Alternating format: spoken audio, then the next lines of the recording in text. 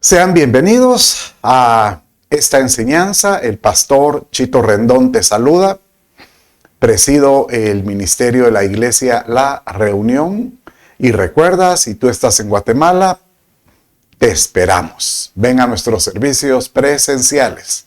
Será un honor poderte saludar personalmente. Hemos estado en las últimas semanas volviendo a creer para poder alcanzar esas metas, cómo alcanzar las promesas, cómo poder dar fruto cuando vivimos tal vez en algún ciclo de esterilidad. Y hoy vamos a aprender de que la vida es una carrera. Y la Escritura nos habla de muchas semejanzas de cómo poder nosotros alcanzar la meta, cómo llegar victoriosos, cómo poder ser galardonados. Pero para eso tenemos que estar firmes. Diga conmigo, hay que estar firmes en la carrera, ¿verdad? Ahí donde estás, acompáñame, vamos a entregar esta reunión al Señor. Padre, en el nombre de Jesús, toda la gloria, la honra y la adoración te pertenece. Señor amado, ¿a quién, si no solo a ti, podemos clamar y pedir dirección? Que tú puedas, Señor, dar esa palabra acertada, Señor, como una espada de dos filos, y que pueda trascender y llevarnos, Señor, al propósito que uno anhela. Te lo pido en el nombre de Jesús, tu Hijo. Amén, amén y amén. Una carrera es la que nosotros debemos de llevar en nuestro corazón. Bueno, cuando hablamos de carreras, generalmente hay términos, o hay semejanzas. Por ejemplo, una carrera profesional, aquel que está estudiando alguna disciplina como, llamémosle, ser abogado, médico o ingeniero, pues obviamente ingresa a una universidad o a una entidad donde lo preparan y él se denomina, voy en esta carrera, ya voy. Y de esa manera hay carrera militar, carrera deportiva, y no hay como poder tener nosotros disciplina. ¿Sabes qué? Recuerdo que alguien me decía que es importante que nosotros podamos ser disciplinados por medio de algo. Por ejemplo, el participar con alguna persona que te pueda instruir. Eso obliga a que uno se tenga que someter a la disciplina de alguien, ya sea alguien que te esté enseñando el canto, alguna persona que esté enseñando algún instrumento musical, o algún deporte, o alguna disciplina, algún arte. Entonces eso ayuda a que sea moldeado nuestro carácter. No hay como tener un carácter disciplinado. Bueno, Pablo hace mención que todos participamos en una carrera espiritual. Y él lo dijo de esta manera en esta parte de la Escritura que dice en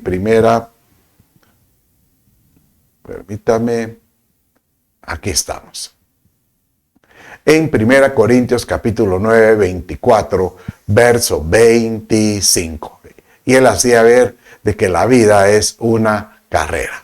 Leámoslo juntos. Dice así: ¿no sabéis que los que corren en el estadio, todos en verdad corren, pero solo uno tiene el premio? Corred de tal modo que ganéis. Y todo el que compite en los juegos se abstiene de todo. Ellos lo hacen para recibir una corona corruptible, pero nosotros una incorruptible. Aquí es interesante porque hace mención de que cuando uno se mete a una disciplina, como una carrera de algo, ¿qué es lo que obliga a que uno se esfuerce Diga conmigo, me esforzaré. ¿Cuántas veces el Señor no animaba al pueblo, sobre todo a Moisés, a Josué, diciéndole, esfuérzate y cobra ánimo, esfuérzate y sé valiente? El esfuerzo es necesario para poder alcanzar un premio en una disciplina. Se requiere esfuerzo, requiere sacrificio. ¿Por qué la importancia de ese sacrificio? Bueno, dicen los versos que siguen de esta manera. Dice en el verso 26 y 27. Y me agrada esta nueva, bueno, en la nueva traducción de la Jerusalén, que es una versión muy particular, muy parafraseada, y dice de esta manera. Por lo tanto, yo no corro sin propósito, sino que voy derecho a la meta.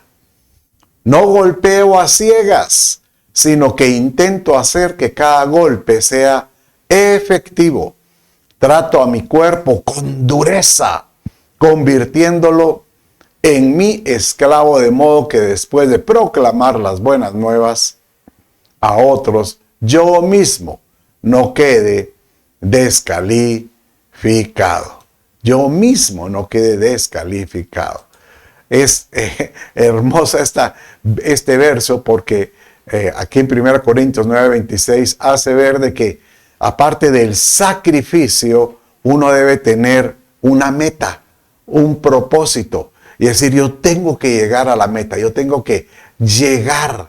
Y para esto, pues es necesario obligarme. Él ahí menciona, imagínense, tratar el cuerpo con dureza para que se convierta como en un esclavo de la voluntad. Ahorita, en este año, pues yo he tratado de tener varias disciplinas anualmente. Por ejemplo, hace 2 años inicié la disciplina y comencé con por ejemplo, nadando. ¿Verdad? Usted dice, ay, pero eso no es muy espiritual. No, también tengo mis disciplinas espirituales. Pero trato de pedirle a Dios que me ayude a tener una disciplina para el cuerpo, para que este cuerpo se pueda sujetar, se pueda,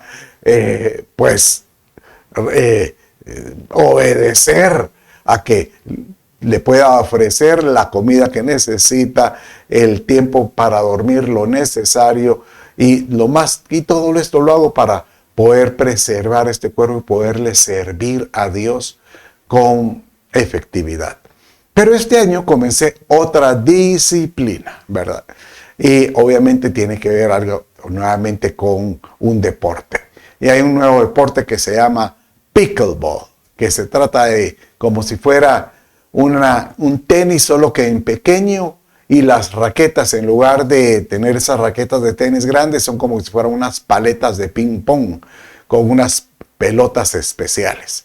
Y uno diría, ay, qué fácil se mira. Mira que no es muy fácil. Se requiere mucho esfuerzo, mucha agilidad, mucha soltura. Y obviamente yo a mi edad todavía me hace falta para poder tener la elasticidad de algunos que yo miro. Pero en todo esto me he propuesto en este deporte ser mejor cada vez. De la misma manera con mi vida espiritual. Yo no me acuesto sin que yo trate de meditar con alguna porción de la Escritura. Ya sea leyéndola de la misma Escritura misma o escuchando alguna porción de alguna prédica que me interesa.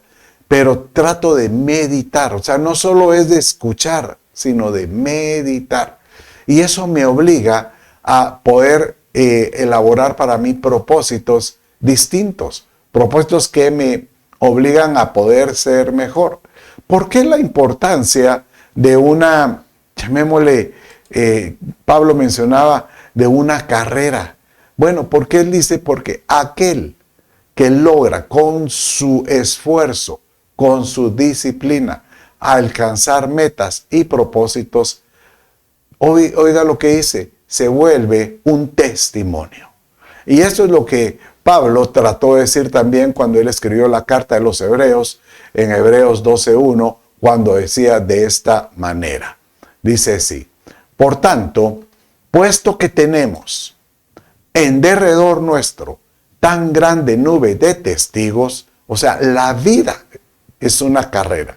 Nuestra vida espiritual, en nuestra caminata, mire, hay gente que está observándonos.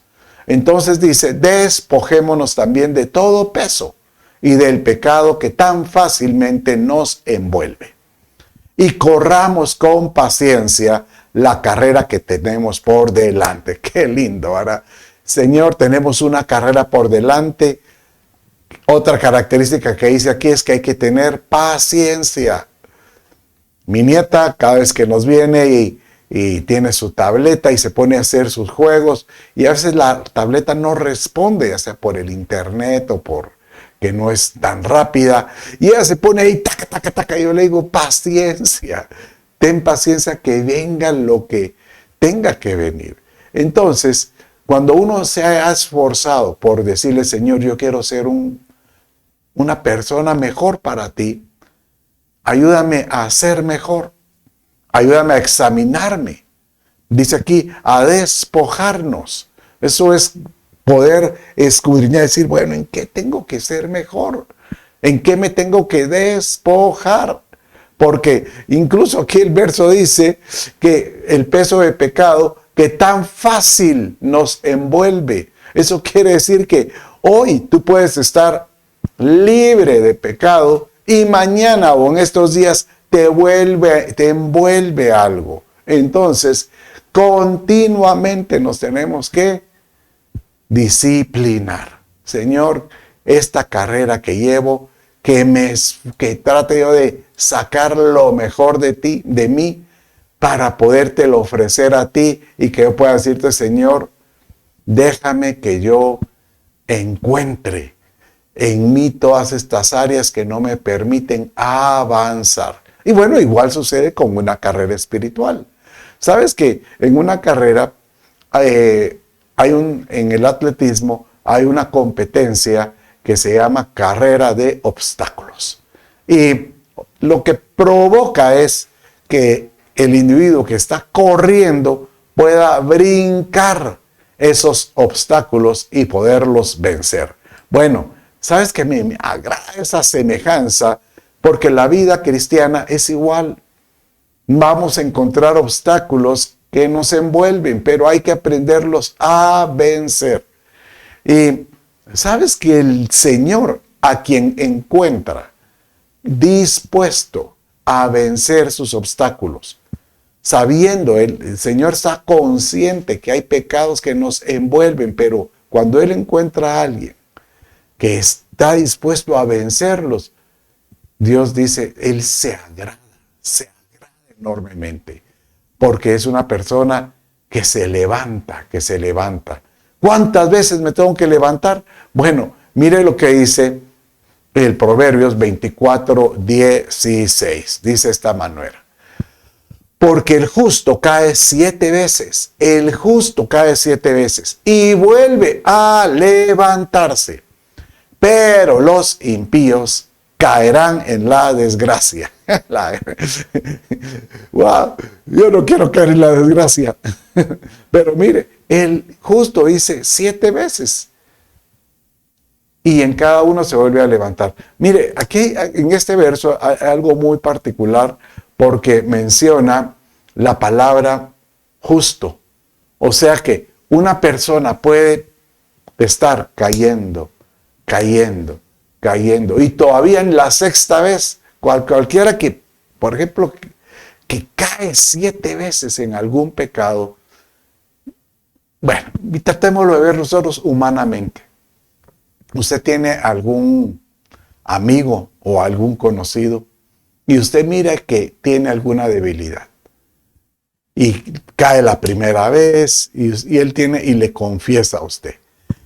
Después de 3 veces, yo estoy convencido que uno lo que dice es: este no tiene reparación. Este ya no tiene, en Guatemala diríamos, ya no tiene chapuz. Ya no tiene forma de poderse levantar. Pues, mire, no digamos que llegue a 5 veces, pero aquí menciona 7 veces. Como que Dios dice, la misericordia del Padre es tal que dice, yo estoy dispuesto a esperar a tu restauración, a que tú te levantes. Nos podemos levantar, pero tenemos que estar conscientes de qué es ese peso de pecado que nos puede envolver. Bueno, hoy el mensaje de hoy es tratar de encontrar algunos pesos que nos puedan atrasar en la carrera. Algunos pesos que nos permitan no ser ágiles o no ser, pues, llamémosle así, tener esa destreza espiritual, porque no hay como tener esa destreza espiritual. ¿Sabe cuál es el problema de aquel que no está dispuesto a enfrentar sus pesos, esos pesos de pecado que lo envuelve? Es que empieza a calificarse y él mismo empieza a decir, yo no puedo, definitivamente yo, Señor, si tú quieres, pues me vas a salvar. Si tú quieres, pues tú me vas a buscar. Y es más, llega un momento en que vienen y dejan en las manos de Dios, si Él quiere que Él me saque ya del pecado, y se mete más en su pecado. Y tenga por seguro que llega un momento en que cuando uno se mete tanto en la suciedad, en la basura del pecado, que uno se acostumbra al pecado. Y se acostumbra de tal manera que cuando ya se acercan las cosas espirituales, sencillamente uno le da la espalda. Y en el momento que uno le da la espalda, Dios también dice, bueno, yo te dejo, porque ya no puedo hacer mucho por ti. Bueno, vamos a estudiar algunos pesos que creo yo que este mensaje nos puede ayudar hoy a muchos. Primero, vamos a ver varios personajes que son justos, hablando de justos, y cómo es que en medio de su caminata justa, incluso estos son personajes como Noé, que está escrito dentro de los hombres de la fe, pero aún así él cayó. Dice Génesis capítulo 6, verso 9, Noé, varón justo, era perfecto en sus generaciones y caminó con Dios.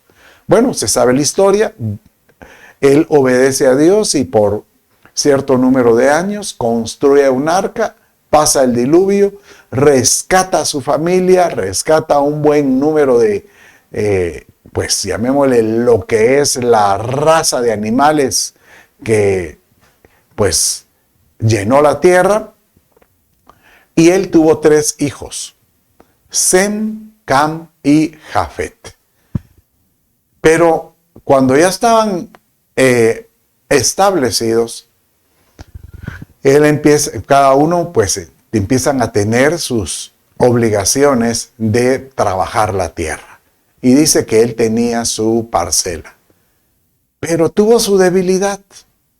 Y algo le habrá pasado. Aquí no dice si se peleó con doña Noa o si se peleó con alguno de los muchachos. A ver qué, o llegó algún cobrador. No sé, no dice qué. Pero mire lo que pasó. Vamos a leerlo. Entonces dice en Génesis capítulo 9, versos 20 y 22.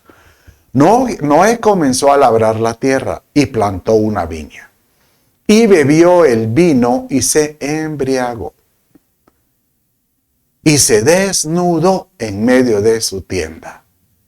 Y mire, y Cam, que era el mediano, y Cam, padre de Canaán, vio la desnudez de su padre, y él se lo contó a sus hermanos. Y dice que sus hermanos pues le contaron al papá. Dice que el papá vino, cuando ya estaba sobrio, se ha puesto tan molesto que él maldijo a Cam y a su descendencia. Es más, les dijo que Cam iba a estar bajo sujeción de sus 2 hermanos. Según los historiadores y científicos, la línea genealógica de Cam es la que llegó a lo que es el pueblo africano. Todo lo que es la gente de color, ¿verdad?, es Cam. Pero nosotros en Latinoamérica tenemos una mezcla de Jafet, o sea, los blancos con los de Cam. Tenemos una mezcla, somos mezclados, mestizos. Y también aquí nos alcanza esa maldición. Pero todo giró porque un varón no logró controlar su deseo de probar el vino y se embriagó. Aunque cuando dice que Cam lo vio, algunos teólogos dicen que es muy probable que Cam haya jugado con las partes desnudas de su padre, ¿verdad? Bueno, pero eso no hay una palabra bíblica que lo defina así de esa manera, pero vamos a pensar que él solo lo vio. Pero aquí el mensaje es la conducta, porque a veces hay cosas que nosotros creemos que son buenas y hay que provocar en nosotros el saber si realmente a los ojos de los demás no es algo que los pueda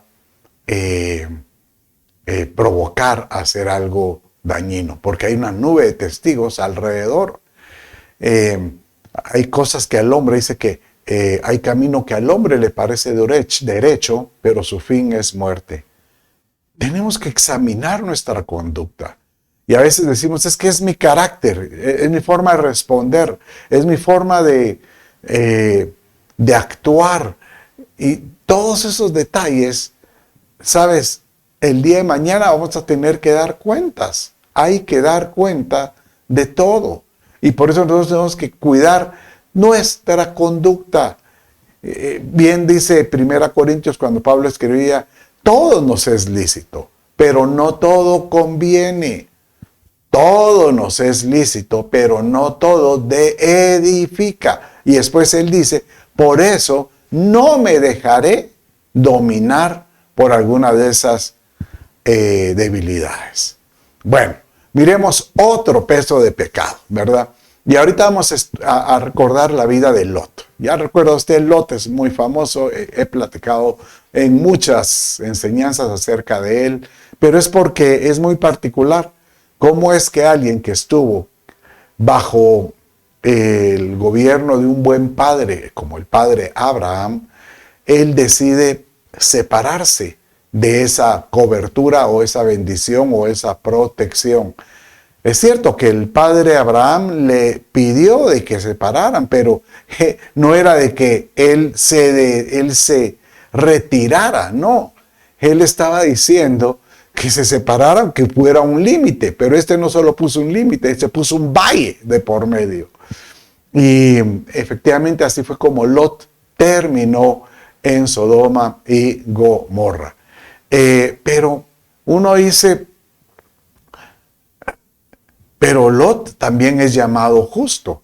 Sí, el problema es que cuando uno se envuelve en medio de una área donde hay mucho pecado, uno se puede contaminar. Y eso fue lo que pasó con Lot. Que cuando él dice que cuando él vio el valle, cuando Abraham le dijo, escoge a dónde te quieres ir, y él vio el valle de Sodoma y Gomorra, que era muy fértil, que parecía un paraíso, dice, él se dejó llevar por eso. Y poco a poco fue acercando sus tiendas hasta llegar a Sodoma, dice, ¿verdad? Pero aquel que empieza con ese temor de Dios, no está tranquilo, no está tranquilo.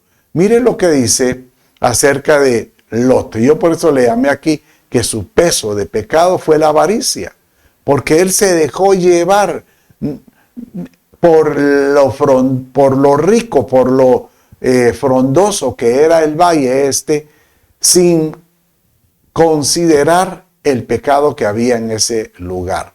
Entonces dice, 2 Pedro 7 y 8, de esta manera. Sí, Dios rescató al justo Lot. Mire cómo le llama, justo Lot.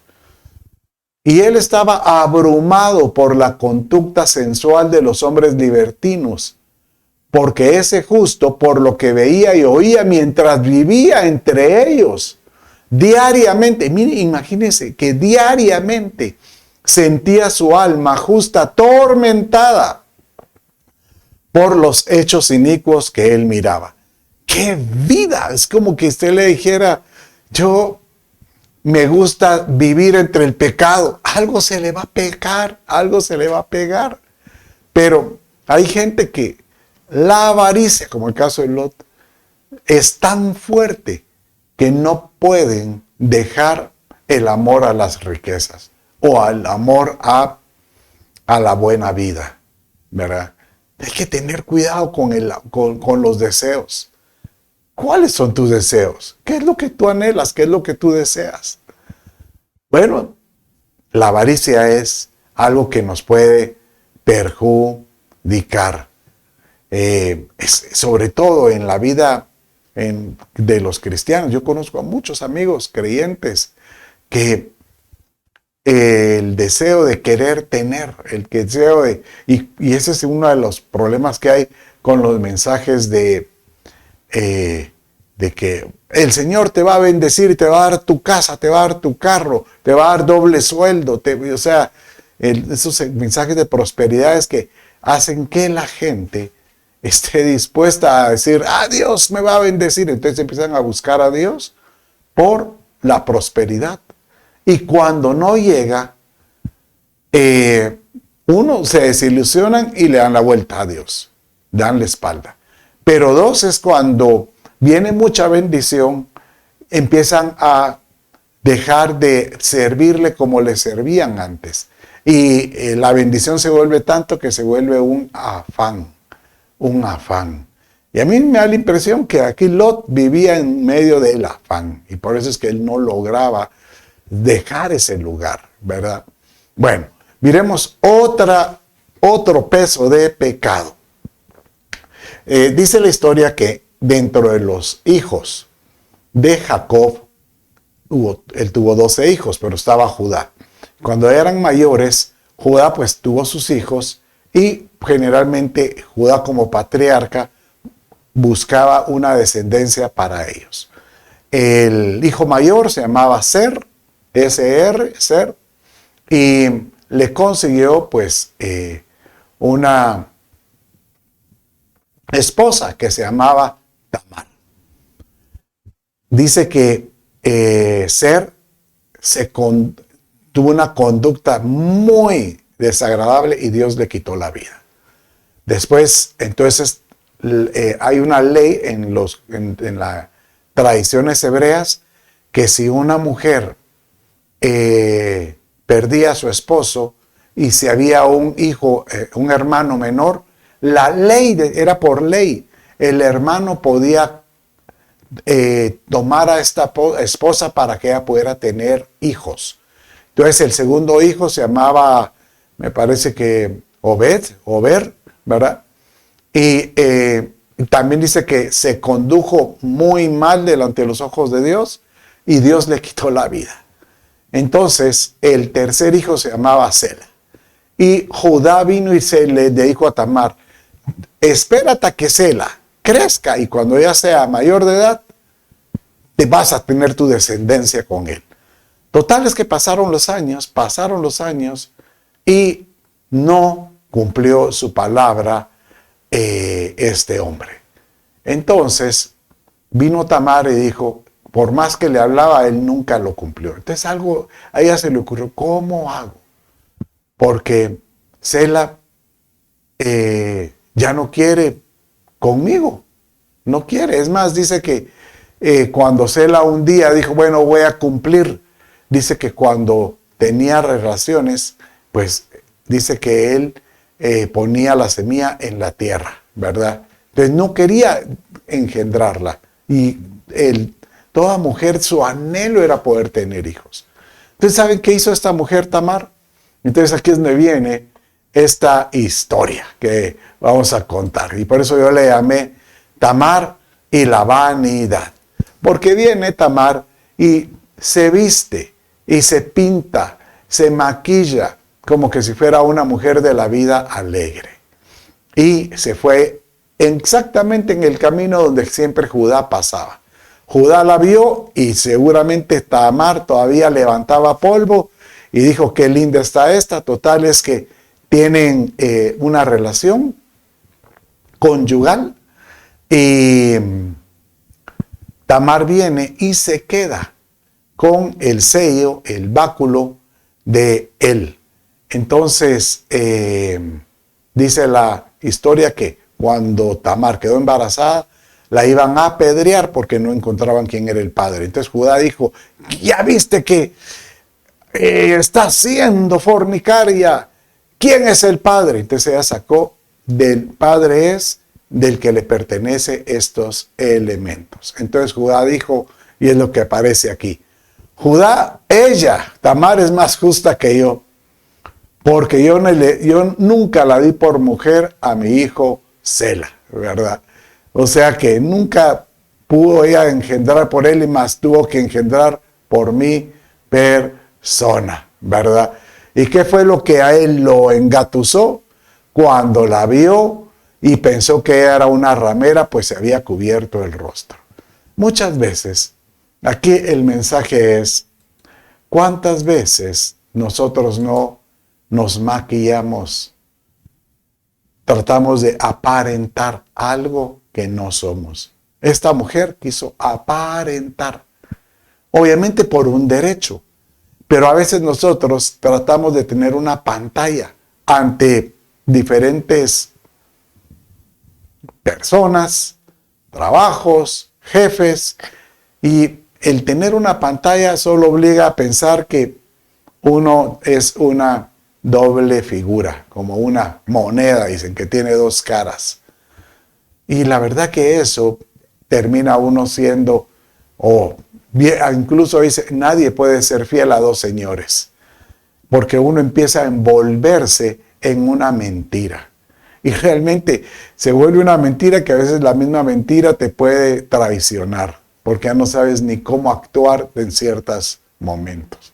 Por eso, cuídate de tu vanidad o cuídate de esa imagen que quieres dar, ¿verdad? Son pesos de pecado que pueden hacer pecar a algunas personas, ¿verdad? Por eso la Escritura nos hace mencionar que lo mejor que podemos hacer es tener un atavío. Y dice aquí de esta manera, que el atavío, léalo conmigo en 1 Pedro, capítulo 3, 3 y 4, dice, que vuestro adorno no sea el de afuera, peinados, joyas de oro, vestidos llamativos, sino lo más íntimo vuestro, lo oculto en el corazón, ataviado con la incorruptibilidad de un alma apacible y serena. Esto es de inmenso valor a los ojos de Dios. Aunque este mensaje se lo dan con la conducta de la esposa, pero yo miro que la iglesia es la esposa de Cristo. Entonces es como que el Señor también te dijera que tu adorno no sea el de afuera. No seas con maquillaje, no seas con de imagen, tratando de dar una imagen diferente a lo que tú eres, sino que lo más importante es lo que está adentro en el corazón. Y que podamos nosotros decirle, Señor, ayúdame, Señor, a tener un corazón limpio, recto, delante de ti. Bueno, entonces ya llevamos varios pesos de pecado. Vamos a ver ahora otro peso de pecado que puede afectar a algunos. Y esto es con Elías. Y cualquiera diría, Elías, pero si él es un profeta, él es un hombre de Dios. Sí, pero ¿sabe qué? Que Elías, en su debilidad, en sus emociones, él también de alguna manera claudicó o él también se debilitó. Leámoslo como dice en Santiago capítulo 5, versos 16 y 17. Dice así: la oración eficaz del justo puede lograr mucho. Elías era un hombre de pasiones semejantes a las nuestras. O sea, tenía su humanidad y oró ferviente para que no lloviera, y no llovió sobre la tierra por 3 años y 6 meses. Miren, aquí yo quisiera, porque cualquiera diría, pero si era un hombre de Dios, que Dios lo escuchaba, imagínense la autoridad para poder hacer llover, la autoridad para agarrar a 800 profetas y degollarlos, porque fue un reto para ver quién hacía llover sobre un altar. Bueno, llover fuego. ¿Quién hacía llover fuego sobre un altar? Y después vino una mujer, Jezabel, y le hizo una amenaza y le dijo, ay, si no, para la otra semana o en estos días, no voy a tener la cabeza de Elías como uno de esos profetas que él degolló. Y Elías temió. Dice que él vino y se fue a un desierto y él ya no quería comer. Dice que Elías quería morirse. Él estaba decidido a morir. Y Dios tuvo que mandarle un ángel. Después, cuando él le dio un alimento que logró él caminar, dice que por 40 días llegó a una cueva. Y ahí Elías empieza a suspirar. Ay, ¿qué va a hacer de ti, Señor? Porque soy el único que queda. Y Dios le dice, ¿qué estás hablando? Allá afuera hay 3000 rodillas clamando por el reino de Dios. O sea, aquí el mensaje es, no te dejes amedrentar por tus emociones. Ten cuidado, las emociones son traicioneras. Las emociones nos pueden perjudicar. Las emociones nos pueden desanimar. Las emociones nos pueden deprimir y desalentar. Y obviamente eso es lo que quiere el enemigo, encontrar a una iglesia desalentada. Bueno, miremos otro peso. Estamos hablando de personas justas que eran correctos. ¿Y cómo es que estos correctos también tenían sus debilidades? El otro que te quiero hablar se llama Nicodemo. Y dice de esta manera. Había un hombre de los fariseos, o sea, Nicodemo era prominente entre los judíos. O sea que si era un prominente, inclusive fariseo, es que él era un religioso respetable. Una persona que tenía un ejemplo, una persona que tenía una trayectoria. Pero dice, vino a Jesús de noche y le dijo, Rabí, sabemos que has venido de Dios como maestro, pues nadie puede hacer señales como las que tú haces y Dios no está con él. O sea que reconocía que Dios estaba en Cristo y que Cristo tenía el poder de Dios para los milagros, porque él decía no puede haber otra explicación que Dios esté en Cristo Jesús, ¿verdad? Pero le daba vergüenza presentarme con Jesús, porque dice que vino a Jesús de noche. ¿Por qué? Porque no quería que lo vieran. Y a veces yo te pregunto, no, hay algunos que aún donde trabajan, donde estudian, la gente ahí no sabe que ellos temen y son creyentes del Dios verdadero. Yo te pregunto, ¿tú eres de los que levantan la bandera? Yo, por ejemplo, yo me acuerdo que a mí me conocían allá en las empresas donde yo estaba por creyente evangélico rematado, hueso colorado, ¿verdad? Y me acuerdo una vez que estando en una convención de proveedores, estaba con el presidente de la compañía a la par, y de repente entra un proveedor y se me queda viendo, pastor, ¿cómo está? Y me dio un gran abrazo. El presidente dio el grito porque él sabía que era cristiano, pero no que yo era pastor.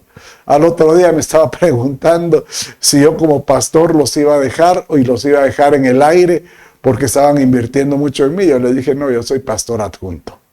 En la iglesia donde voy hay un pastor general y yo soy pastor de red, pastor que cuida a algún grupo de personas. pero no me dio vergüenza hablarle del Cristo que yo predico. Por eso dice Romanos 1:16, y léalo conmigo de esta manera. Porque no me avergüenzo del Evangelio, pues es el poder de Dios para la salvación de todo aquel que en él cree. Mira, no me avergüenzo del Evangelio. Es más, dice Jesucristo que quien se avergüenza de él, él se va a avergonzar de él también en el día del juicio. Mira, hay que tener eso, valor para no avergonzarse del Señor. Bueno, miremos otro personaje. Y este es el famoso, casi todos lo conocemos, Pedrito.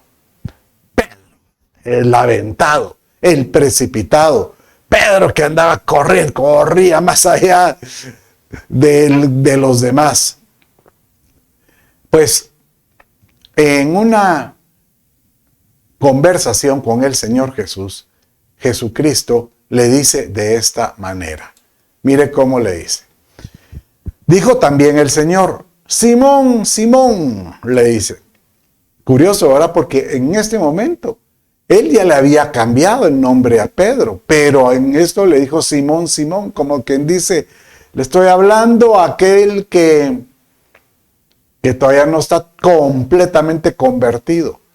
He aquí Satanás os ha pedido para zarandearos como a trigo.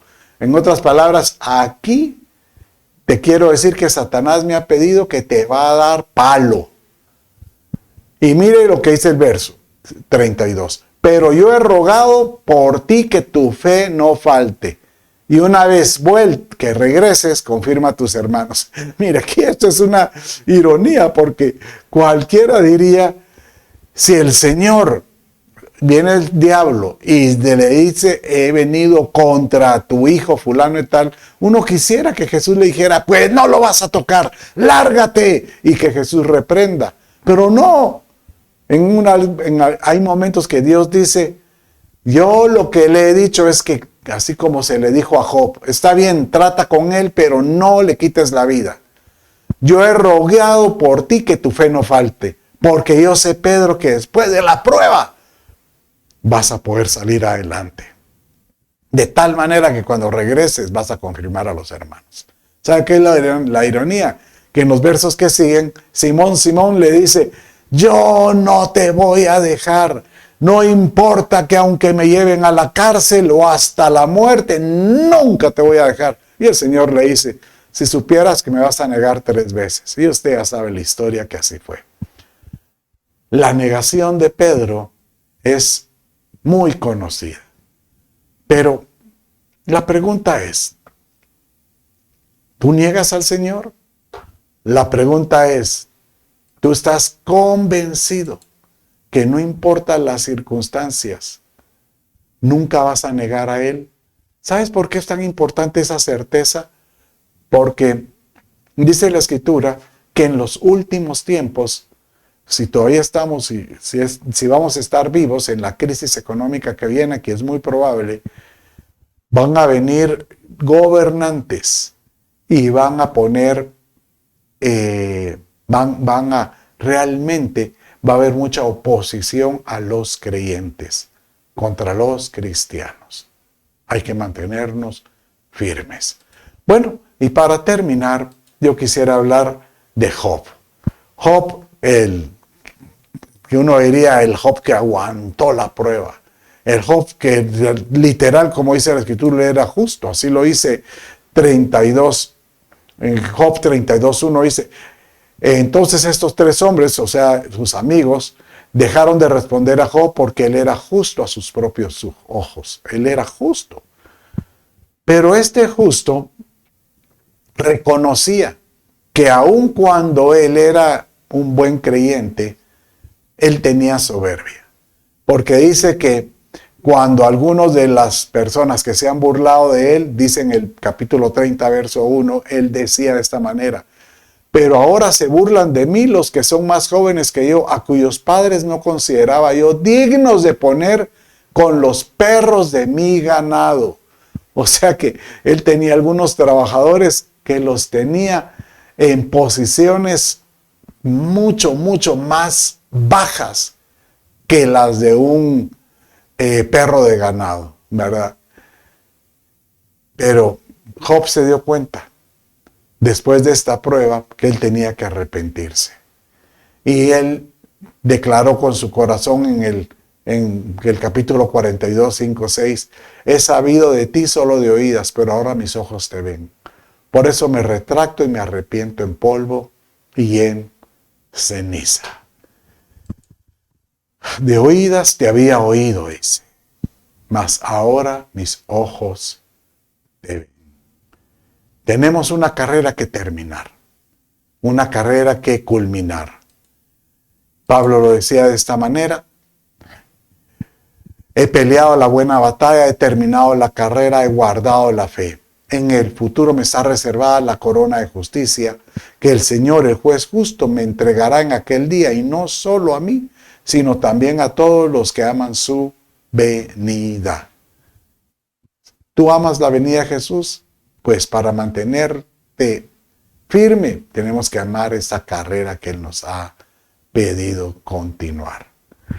Señor amado, yo te pido, Señor, que seas tú quien nos ayude a poder terminar esta carrera que tenemos por delante.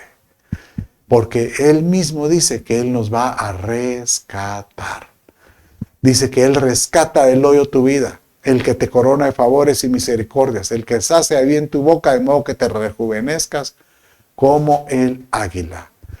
Si tú en esta carrera sientes que no logras salir adelante, hay muchos pesos de pecado, hay muchas ataduras, como que estuvieras atado a varias cosas. Hoy el Señor te dice que para eso ha venido el Hijo de Dios, para eso ha venido nuestro Señor Jesucristo, para deshacer, para desatar toda obra de maldad o toda obra del enemigo. Él quiere rescatarte hoy. Él quiere decirte hoy es el día de salir victoriosos. Si tú en este momento sientes que tu carrera ha estado menguando, ha estado atrasado, o porque hay cosas en tu vida que no logras salir adelante, ahora es el momento que podemos pedirle a Dios poder romper, desatar, quitar todo peso de pecado. Ahí donde estás, acompáñame y di conmigo: Dios mío, hoy me doy cuenta que me he alejado de ti. Pero hoy le pido a Jesús sea mi Señor, mi Salvador, el centro de mi vida. Perdona todo pecado que hay en mí. Perdóname, Señor. Quítalo. Quítame de mí esos deseos. Quítalos. Y que pueda, Señor, presentarme delante de ti de una forma correcta. Te recibo en el corazón, Jesús. Amén, amén y amén. Padre, en el nombre de Jesús, yo bendigo a todo aquel que me ha estado escuchando, bendigo su vida, bendigo su caminata, bendigo su trayectoria. Y si alguno está pasando momentos de dificultades con su salud, con su economía, con sus relaciones, sé propicio y sácalo del hoyo donde está. Te lo pido. En el nombre de Jesús te doy gracias. Amén, amén y amén. Dios me los bendiga.